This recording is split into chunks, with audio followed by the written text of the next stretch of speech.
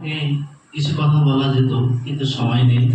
আমাদের অনেক শিক্ষক আছেন, জানাদের একটু সময় দিলে ভালো হতো। আমাদের ইমরান সাহেব আছেন, মোহাম্মদ আলী সাহেব আছেন, আর অনেক টিচাররা আছেন।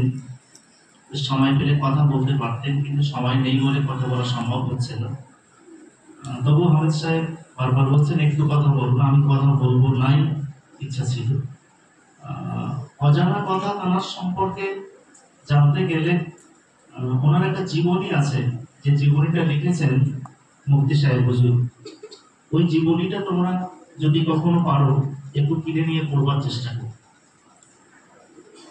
হাফেজ শামসুর রহমান সাহেব তিনি কতটা ন্যায়ের উপরে প্রতিষ্ঠিত ছিলেন, হকের উপরে প্রতিষ্ঠিত ছিলেন। মুফতি সাহেবের কাছ থেকে গল্প শোনা, তোমাদের মতো আমি একজন ছাত্র ছিলাম যখন মুফতি সাহেব ক্লাসে আছেন, উনি গল্পটা করেছিলেন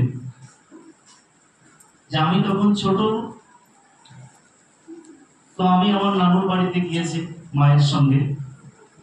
তো নানুর বাড়িতে যাওয়ার পরে যখন বাড়িতে আসবো, তো আমার নানা একটা প্যান কিনে দিয়েছিল, ইংলিশ প্যান যেটাকে বলে, বাচ্চারা যা পড়ে ছেলেরা পড়ে।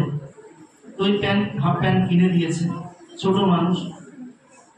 তো আনন্দ করে বাড়ি এসেছেন। আসবার পরে যখন